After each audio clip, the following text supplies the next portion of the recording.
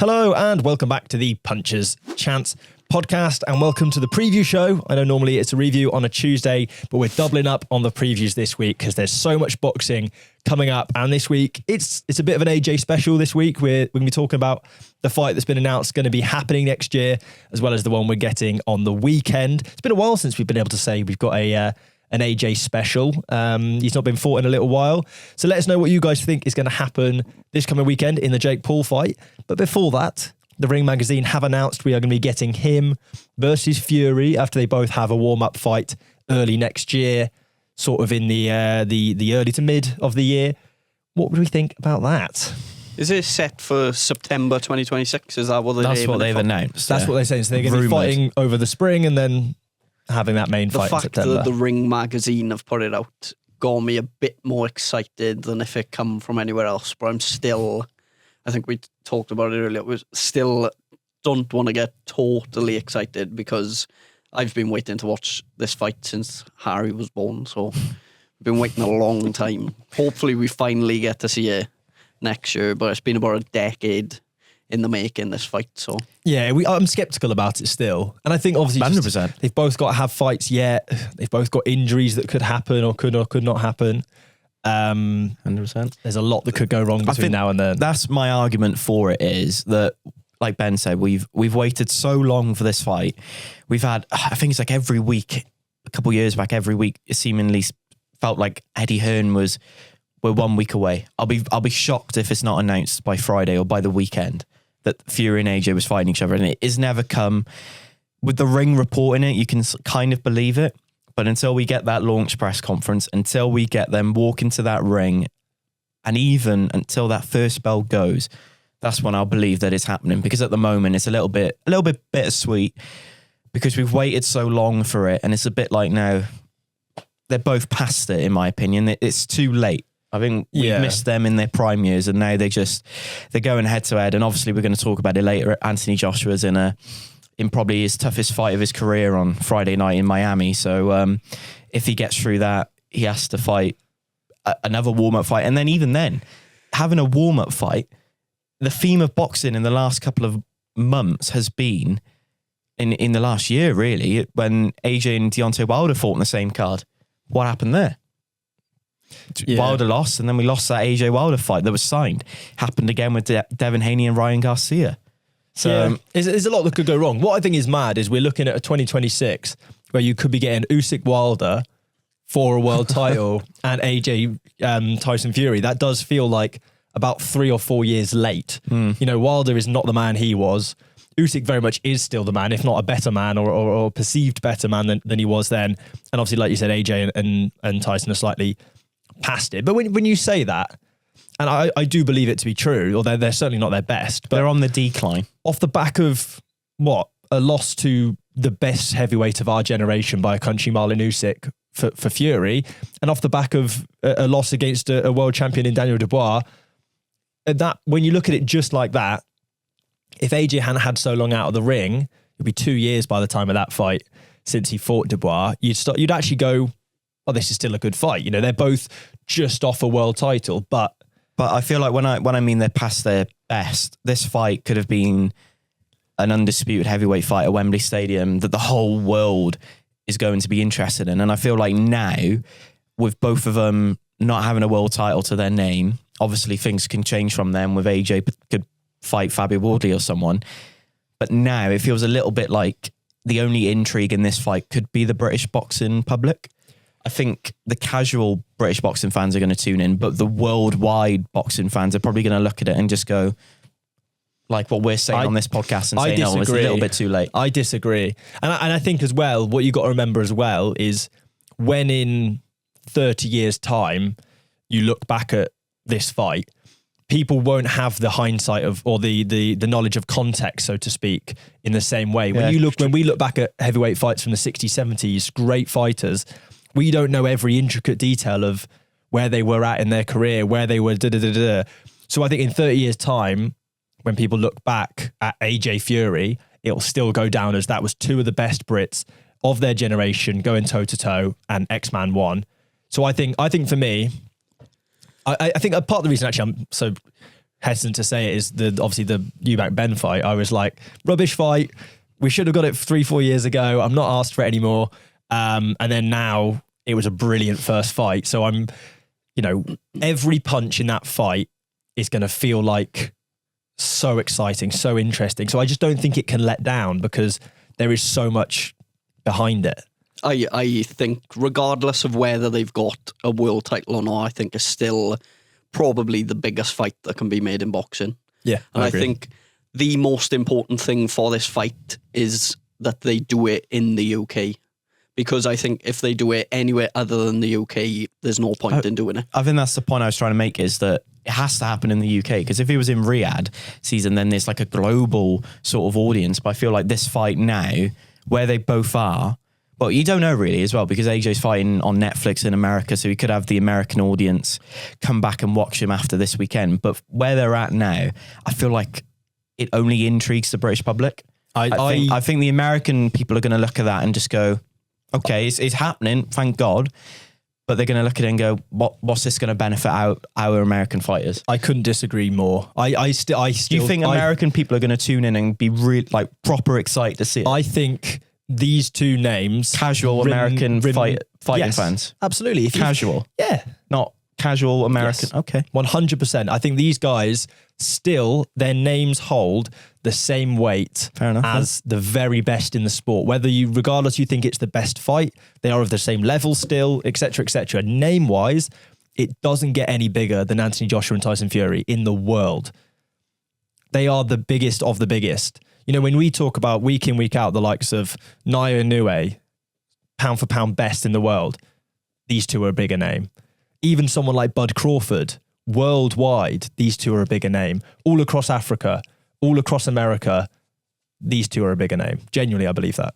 It does need to be in Wembley Stadium, though, I think. It needs that British audience, the atmosphere. It needs all of that to go.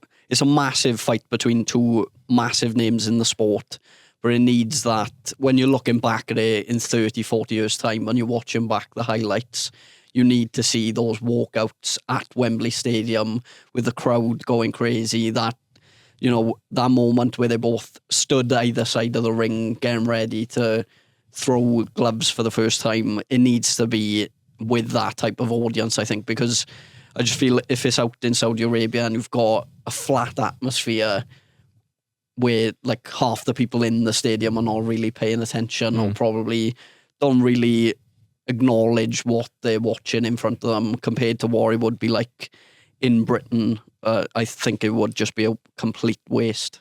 Yeah, and I think Joshua Dubois is the perfect advertisement for that. That fight, yeah, that was at Wembley as well. Wasn't that fight was, and in many ways, Eubank Ben. But those fights are what they are because of the moments surrounding them. It was there's a real sense of sort of anticipation and build up and pressure, and you hear the noise and the commentary. You can hear them fighting with the crowd just to be heard. Things like that, like you say, when you watch it back in however many years' time, but also when you watch it live. They do translate, even if you're just sat in your living room or you're in the pub or wherever you're watching it. So yeah, I would be disappointed if it doesn't happen in the UK, hugely disappointed, but I'd rather see it in Riyadh than not at all. It is the type of fight that could bring the country to a standstill, though. Imagine how many people on our Saturday night will be sat hopefully in Wembley Stadium would be a sellout, obviously. But imagine how many people around the country will be sat at home or in the pub that night watching them too. The proof is I got two mates that watch a bit of boxing. They don't really watch boxing. They know a bit here or there. I saw them just this weekend gone, and they both asked me about the news that AJ and Fury are going to fight. Is it real? Is it actually going to happen? They were excited about it. And those guys tune into maybe 2-3 fights a year at a push. I think it's a bit like when Oasis announced their reunion tour and everyone was up on Ticketmaster or wherever they got your tickets from in a queue. And I feel like that's going to have the sort of size of there's going to be hundreds of thousands of people that want to be there. And the interest is there, definitely. But again, it just goes back to the sort of thing of the quality of the fight now. I don't think it matters because I think they're going to be of a similar... I don't think it's necessarily just about the quality. Are you just going off that you're going to be watching it just because they finally got it on? It's you're going to be watching it like, yes. I think it's a mix of finally finding out which one. They're two of the best heavyweights the Britain has produced the last 10, 15 years.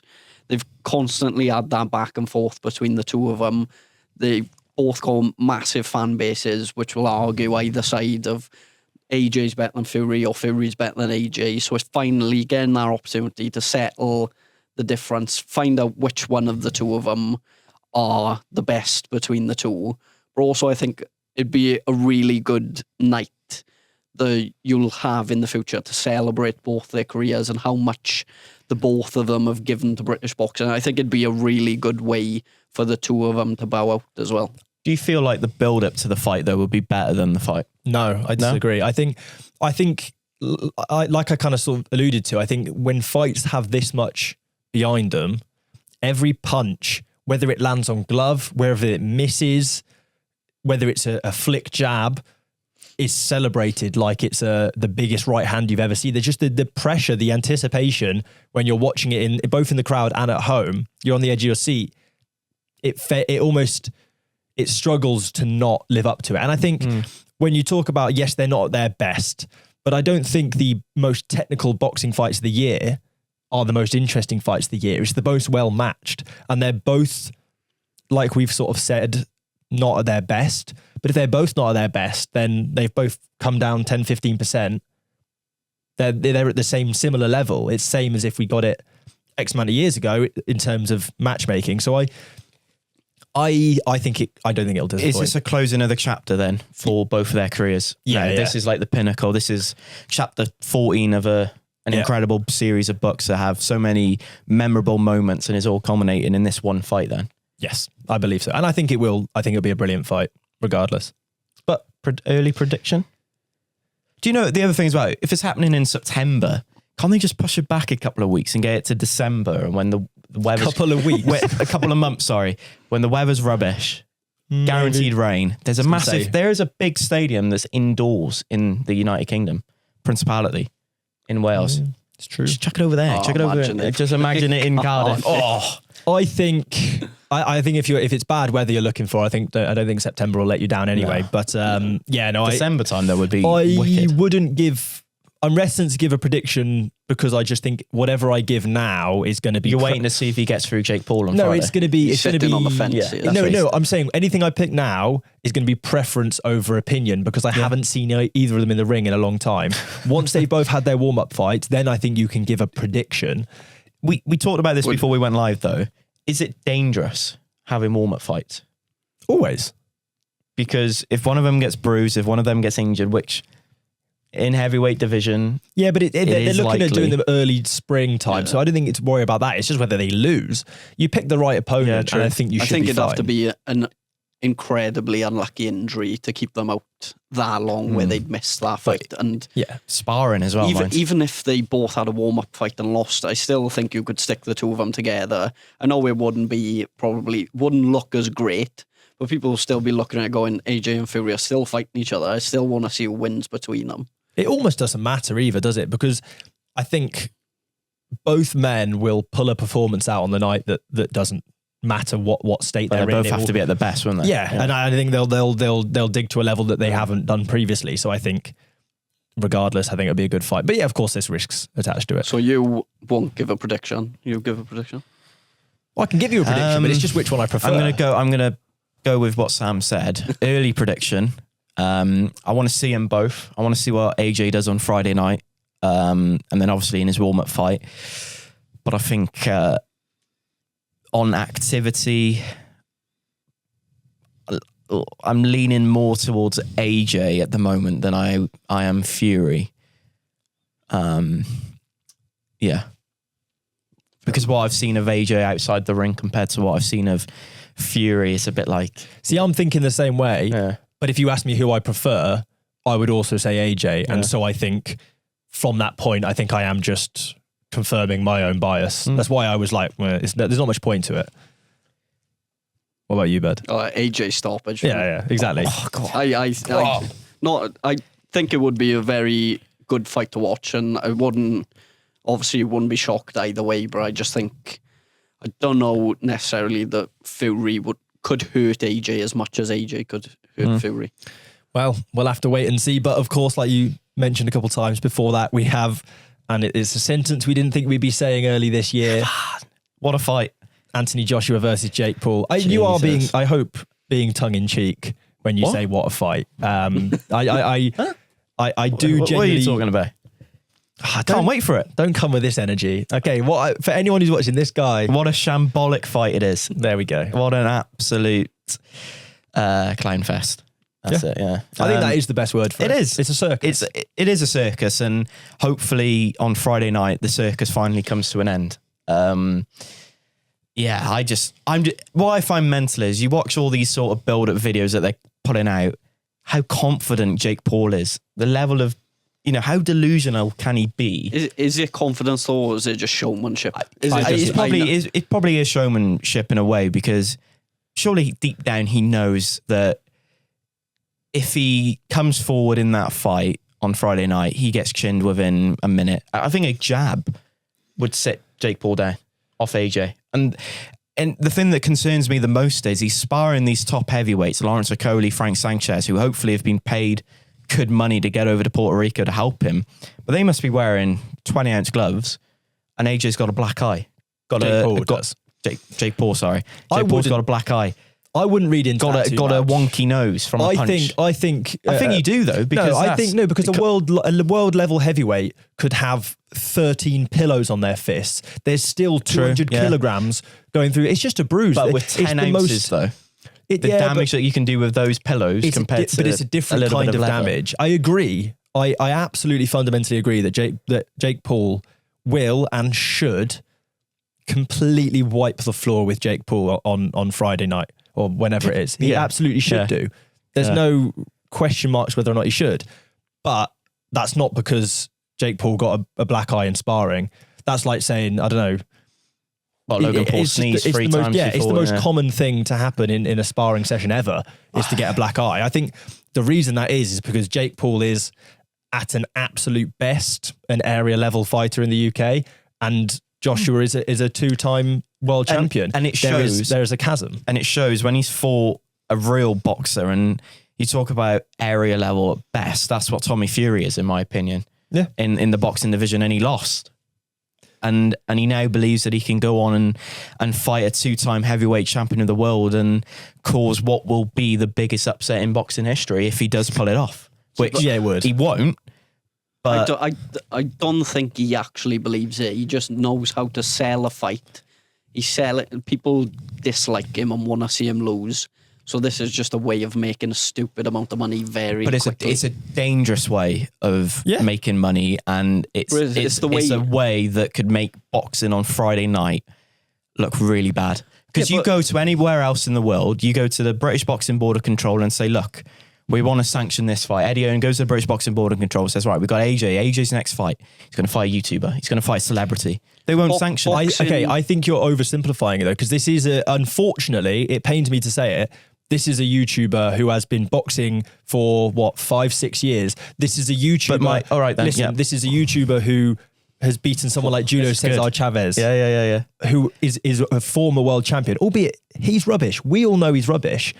But the British Boxing Board of Control cannot say, we will not sanction this fight because he puts videos up on YouTube. He is no less qualified to fight AJ than some of the journeymen that get stopped and get beat every single week across boxing. The only problem is hundreds of millions of people are going to watch it, and it's on the biggest stage, and Jake Paul is in many ways as big a name as AJ. That is the problem. But they can sanction this. Well, I don't think the British Boxing Board of Control would, because it's interesting that they said no to it, even though he is at best an area level fighter. It just says a lot, I think, that it's dangerous. This is the whole history of boxing. Boxing as an people are acting as if this is the first ever fight between like a proper professional boxer and some Floyd Mayweather fought a celebrity. Kickboxer. George Foreman fought a wrestler. Exhibitions though, weren't they? Not professional fights, which is what Friday night is. The kickboxer was it a professional fight? The kickboxer. Conor McGregor was a professional fight. He's not a professional boxer. They sanction it as a professional fight. Like boxing in itself over the years has just been full of stupid stories and stupid That's what makes it, though. stupid instances. It is just part of the sport. And I know some people will look at this and be like, oh, it shouldn't be happening. But like, it's always happened in boxing, and it's probably always going to happen because it in itself is an entertainment sport. And if it makes money, it makes sense. That's ultimately why the fight on Friday is happening, because, well, Joshua was going to fight a few weeks ago anyway, but the only reason he's pushed it to move to this fight and fight Jake Paul instead is because he's making a stupid amount of money off it. And that's ultimately what it comes down to is... And that's the key point for me, is I hope that what he's getting paid, he's not getting paid to... How can I put this? I hope that Jake... Well, it's going to last more than one round, because I think Anthony Joshua is going to allow him to survive the first round, feel him out, and then get rid of him in the second round. But if he carries him for is it an 8-rounder? Yeah. If he carries him for 8 rounds and just takes in the distance and everyone gets entertained, I feel like there's a lot of questions need asking with AJ's validity and all that now. Of that guy is at best, as we've said, an area level fighter. Why have you allowed him when you could have you're meant to be a top level world fighter, and you've allowed him to come into the ring, and you could have finished him. I think we'll have to wait and see how it goes, but I think you have to put faith in the fact that it's kind of been made fairly known that is illegal to sign a contract to say you won't do that, and B, I think you have to know that it'll reflect badly on AJ 100%. and trust that, and I do genuinely trust that AJ will have a mindset of, this is another day's work. I'm just turning up to do what I do, which is punch someone in the face and try and beat them. And I think he will do that. Hopefully. And I don't think he will. I think he's too serious a guy to buy into the circus, albeit he's a part of it. But he's the lion that's being poked by the jester. He is not the jester. So I think he will very much be in there to hurt him. Do you think there's going to be a lot of mind games from Jake Paul this week as well? We've already seen the face-off when he's getting on his toes to get eye level with AJ. Do you reckon we're going to see a little bit of that, or are we going to see the old Jake Paul where he gets the press conferences, the trash talking, the pushing, the shoving? I think he'll do all of it. You reckon that he'll push AJ? It's because what he is doing. I don't even think it gets to Friday night then if that happens. He's just farming that one clip on social media. Yeah. It's just... And he does what you want, Jake Paul, in a way that you ask Ben or me a question, or Ben asks, we do it, don't we? Yeah. We want to get the best clip possible. I think fundamentally, I don't have a problem with this fight happening as long as, like we say, AJ goes in there and does what he would do if Jake Paul had one follower on social media. If he doesn't fight the occasion, he just fights the fight.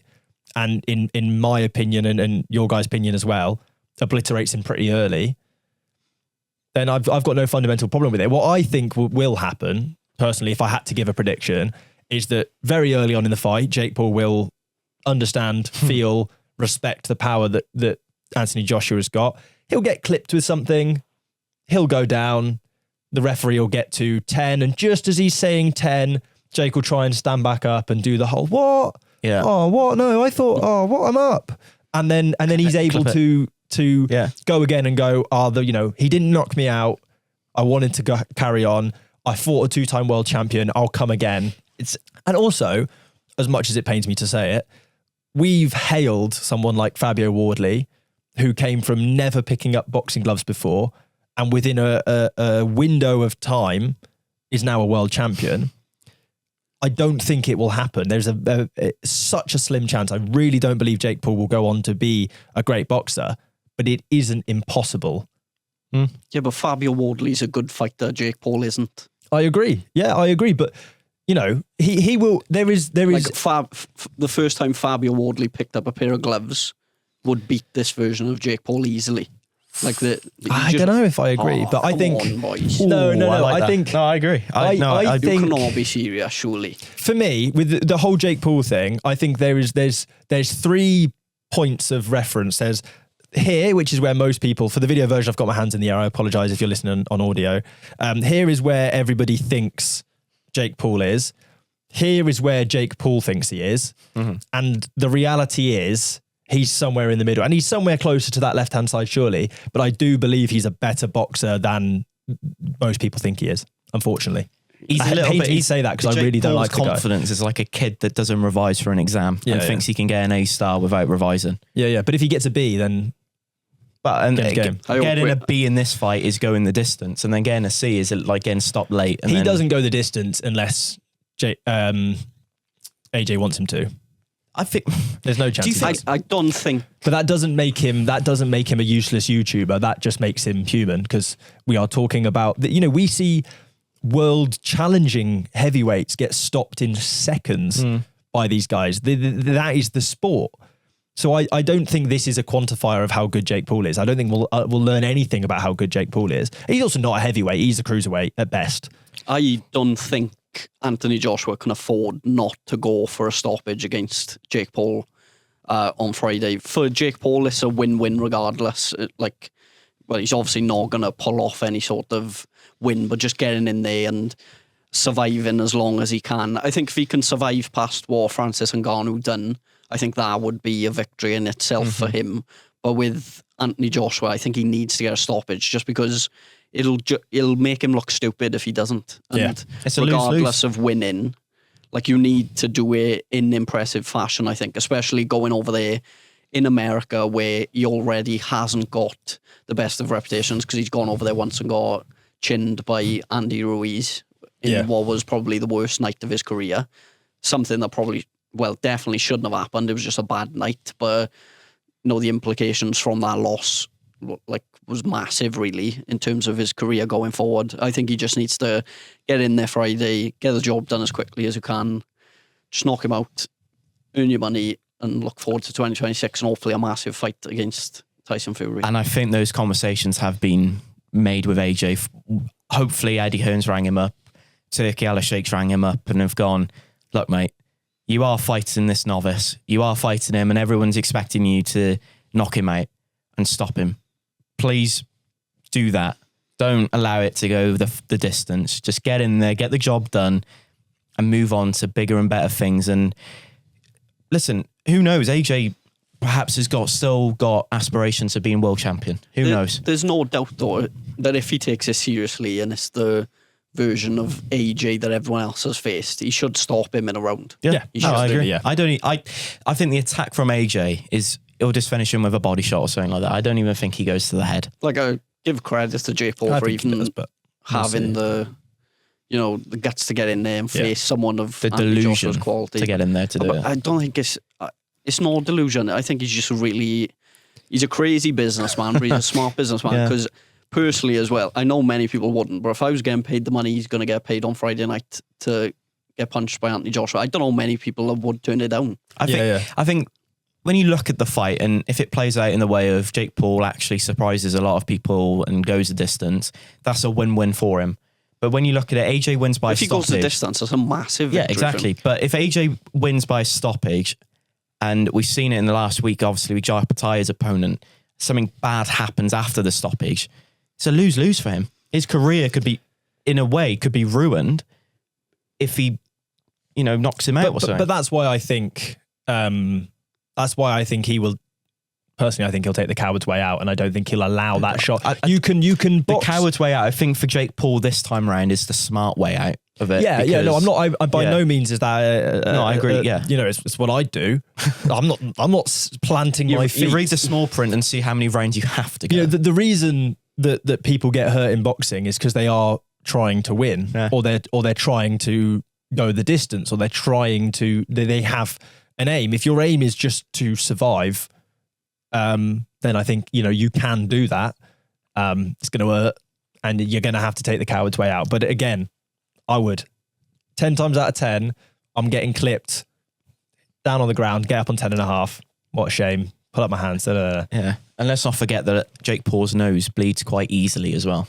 So Deji. Yeah, Deji. Yeah, I think a lot of his fights that he's had, his nose has bled. It's a mental statement that they're the same. He will have shared the ring with two men of Nigerian heritage in Anthony Joshua and Deji. Well, Deji, who gave Floyd Mayweather a black eye as well. Yeah. So you got to rate it.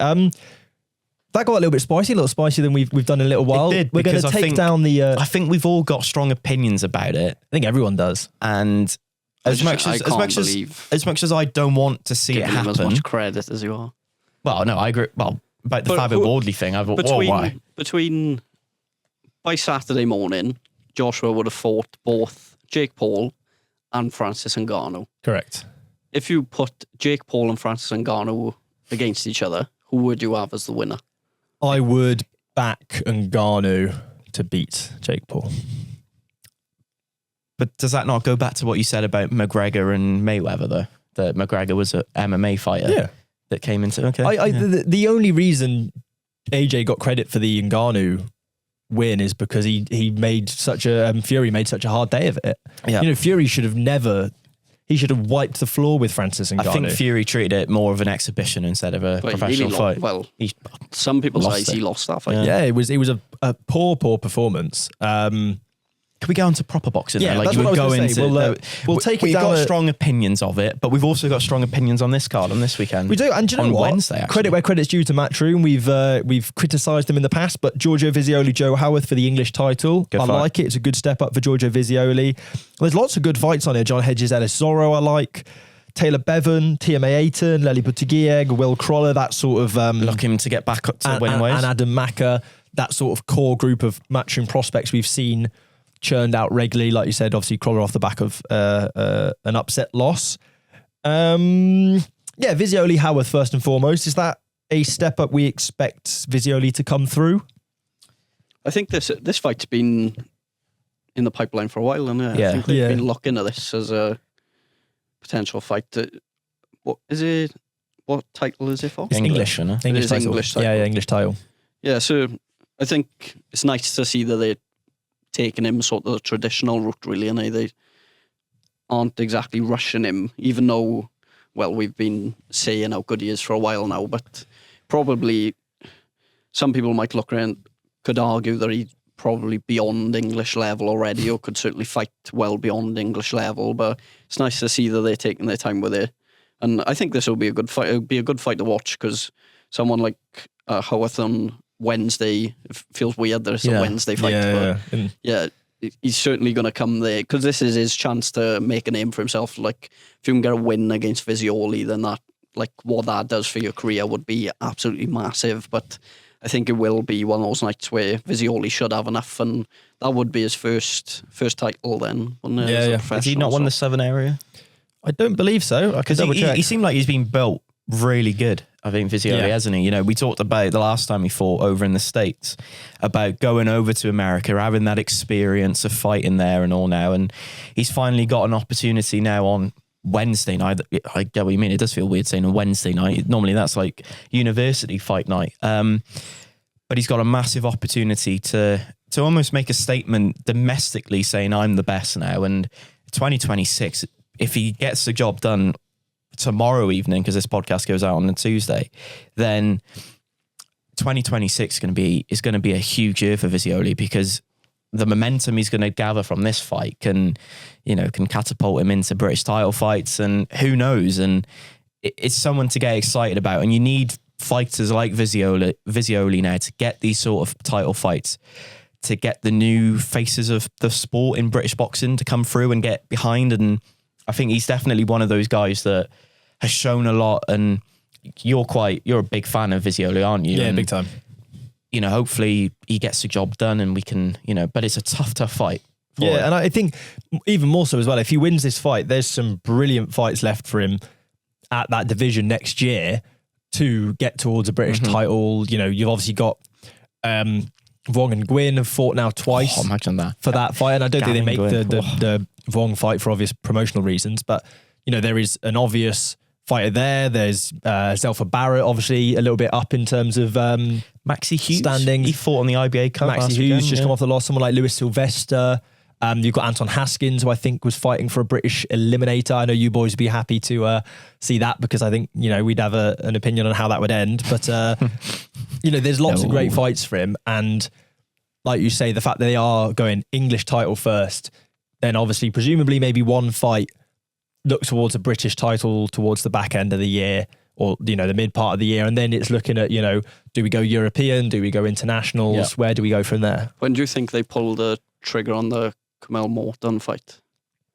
I think if all things go well as in he fights the fights, he wins, I think you'd go after a British title, you'd start to look towards someone like Kamel Morton, because he is not a world level fighter.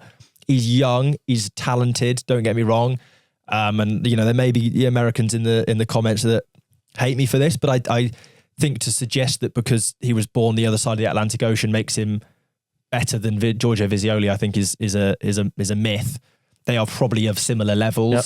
What happened in that sparring, we'll never know. I was going to say, if you go off the sparring stories, he'd be more than confident of going over there and getting the win. Yeah, but I also, we've seen plenty of British fighters confident, and there is a level to fighting in America that shows. I think that'd be a brilliant fight. Get a British title and then make it happen. It's the biggest commercial fight for him at the moment, without taking a huge punt. Is this his first main event as well? I think he main evented a top tier. What's it called? Next gen card earlier, which is albeit they've dropped that concept in their rebrand. This is essentially what this card is. Like we said with those other prospects. Big fan of Ellis Oro, John Hedges, mine. Great little fight, that, yeah. Cracking little fight, yeah. John Hedges, obviously, a couple decent performances. I remember another English title for that one as well. Yeah. Wow. I remember him when he fought Lewis Oakford last It's a good summer. jump up for Hedges as well, considering who Zoro's faced in recent fights. I know he got stopped by Optai and Chev Clark. It's good matchmaking, isn't it? Good fighters. There's no shame in losing to fighters of that quality, so it's a good step up for him. Yeah, I think that's really good matchmaking, because you know what you get with Zorro. It is a sort of, how good is Hedges? Well, if he can beat Zorro, pretty good, deserving of the title. If he can't, then that sort of stops him there and then. So I'm happy with that as a fight. Taylor Bevan, always excited. He's had a brilliant year. Decent opponent as well, I want to say. His opponent he's fighting Wednesday night went the distance with Billy Denise. Yes, Aaron McKenna. He lost by TKO. Points with Lerone Richard. So he's got the pedigree and all that. But Taylor Bevan, I put it out on Twitter on Monday morning. He's a good puncher, ain't he? So I still think with him as well that the way he's moving, he's not too far away from a title, because I think you talk about the English title, what Visioli's fighting for now on Wednesday. Visioli's at that English title level. Taylor Bevan, when you talk about the Welsh title, I think is beyond that. But he's comfortably beyond the Welsh title. I think as well. But the Welsh title compared to the English titles, but because I know he fought for Welsh boxing, but I don't know if he would be eligible for the Southampton, British, for the English title, sorry.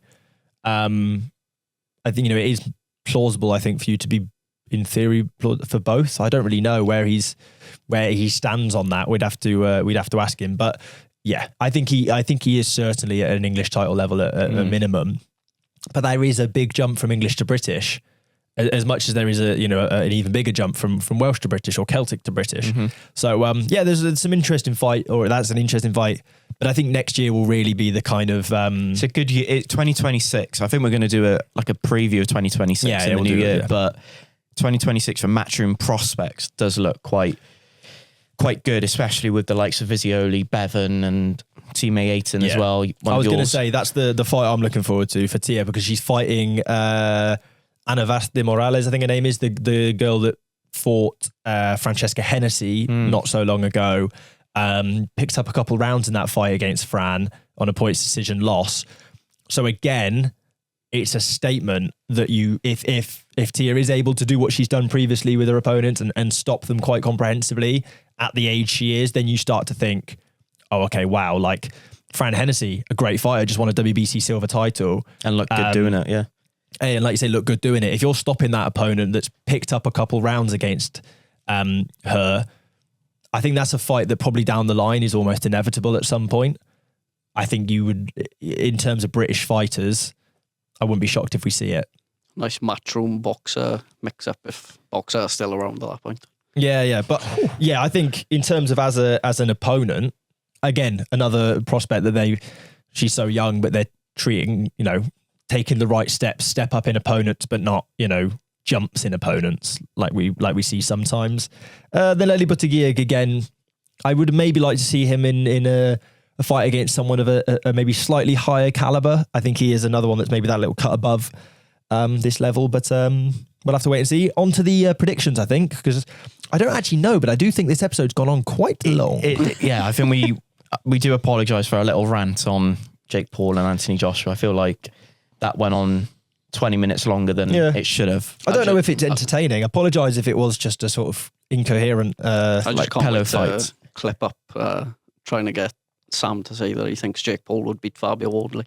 Yeah, how are you going to clip that? That's good, isn't it? I don't. Can you just say now that I think Jake Paul, so it makes it easier for him? I don't think it is obscene to say that, and I'm not just doing this for the clip. I don't think it's obscene to say that Jake Paul now could have beaten a white collar raw Fabio Wardley, albeit. Sorry, did I say Fabio Wardley? Jake Paul, yeah. Whatever. I don't think that's a crazy thing to say, because I think Jake Paul is a fundamentally okay boxer. Okay. I think that's the worst opinion you've ever given on this podcast. I'm fine with that. Right, boys. Right, I'm fine let's with wrap that. it up. I don't know, I just think wrap it up now. Come on now. I think obviously Fabio Wardley had to be a phenomenal athlete to have done what he's done in the time he's done it. But the boxing fundamentals that Jake will undoubtedly have with the amount of training he's done over the period he's done it, even though I don't think he's that great and I think he's hit his ceiling where he is, I think to say that those two fighters wouldn't, I think he would be. Here's a question for you then. Out of all the heavyweights in the world, if you had to pick one that Jake Paul could beat, who would it be? Well, first and foremost, he's a cruiserweight. But out of all the heavyweights, because he's fighting a heavyweight. If I had to pick a heavyweight that I think Jake Paul could beat, because he's a heavyweight fighter this Friday night. I'm trying to think. I think it would be really. The problem is the answer. You just don't know the person. Oh, like as in whatever the answer is, but I don't know who that is. All right, I'll rephrase it. Top 20. No one. No one. You don't think he beats anyone in? Nowhere near. But Fabio Wardley. But he said Fabio Wardley when he was his first ever white collar fight. I missed that bit. Sorry, I was cooking up a clip then. If I thought that Jake Paul could beat Fabio Wardley today, put me down. I completely messed up there. Unca's not still got it at that point, but no. Do you think Jake Paul beats the likes of Johnny Fisher, for example? No. Dave Allen? No, nowhere near. No. How did that come after Johnny Fisher? I don't know. We know how that fight ended up. I think he beats Journeyman. Yeah. And I think he gives... it'd have to be an awful Journeyman. I think he gives a central area, southern area fight a decent enough fight-ish. I don't. Okay fight. I don't think it's going to be a one-sided beatdown, I don't think. You know, what's his name? I've already said his name in his last fight. Jake Paul's last fight. Chavez Jr. Yeah, I was going to say, the name's just left me there. He's rubbish. Yeah, but he's also been out to the ring for about 20 years and he's bad. Been on all sorts. But I don't think he's fundamentally that bad you could say he's not. What predictions are we doing? Is there any predictions on there? I don't actually think there is. They've got none on the haven't we said that? So boxing news, naughty.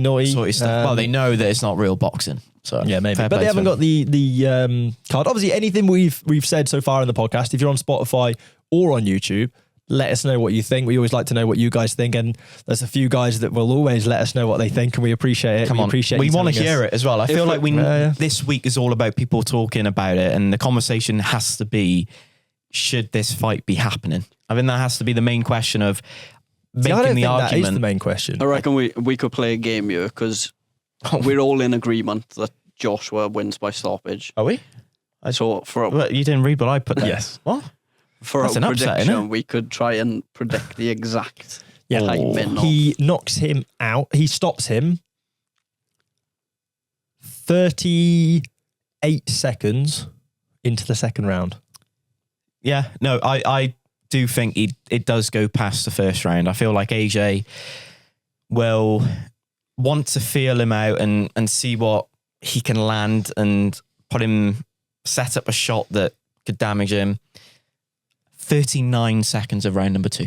That is so childish. Yes. Got 38. So if you go now round 3 and it's round 2, I win. Yeah, but do you really think AJ needs a round to feel out Jake Paul? I think he does with ring rust and all that. That is mental. That is So mental. what did it go round? Round 2, 39 seconds of round 2. And you were But 38 seconds. But That I is- think it's going to have a similar feeling of the Ngannou fight where Jake Paul just barely survives the first round.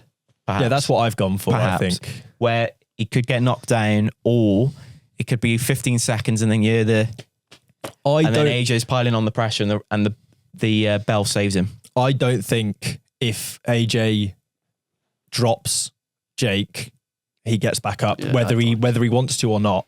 Yeah. Regardless, I don't think he gets back up. I just think the first round, it will literally be like, a killer whale playing with their food. And then What are those bands that they wear? Can we put like a Fitbit or a Whoop on his arm or on his foot to see how many miles Jake Paul does in the ring? How far he can run? Because I feel like there could be a world record on that. I don't know. Shakur Stevenson's got that one locked down. Well. What about I'd you? go 52 seconds into the second round, I'm going to go. Ooh, I thought you were going to go 37. Yeah, and you just should've. We basically should've all I been had to be childish. second right or, So we've or all if it's got, before all or right, after. but we've all agreed that it doesn't last more than 6 minutes. How long Yeah. did Ngannou got to the third round? Third or fourth, I think it was. I thought it was a second. No, I think it was. I thought- He I dropped in the thought- second and then stopped in the third, I think. I think remember. third was right. I can get up now in just a moment if you. I honestly bear with thought me, he I've got knocked him him up on down it. at the end of round 1, and then round 2 just bang, done. I don't believe so. I think it was longer than that. It was the second. There you go. That was good. What time into the second Ngannou down in round 1 and twice was in quick, round wasn't 2. it? 2 minutes 38 seconds of round 2? left on the clock. I imagine that will be. No, No, I don't it's think it was that 2:30. early into the round, was it? It must have been 2 minutes 38 into the round. Yeah. So Jake Paul's got to get past that. Yeah, that's the benchmark. If Let us know. Jake Paul gets a round 3 and he just goes, yeah, I've had enough. I've beaten Ngannou. Just call it off now. Doesn't ref. get off the stool. That's a Yeah. good bet in line for any. Yeah. We don't advise that, For do we? the Does Jake Paul? why not? Gamble responsibly. Why not? Yeah, of course. Yeah, like I said, let us know what you guys think. We'll be back later on in the week to talk about all sorts of boxing on this weekend. You got Craig Richards, Dan Aziz in Ghana. You've got Curly Tete in Lagos. You've got Callum Simpson, Troy Williamson in Leeds. Lots of great fights on the undercards of all of those as well. So stick around for that, and we'll see you all later in the week. But punches chance.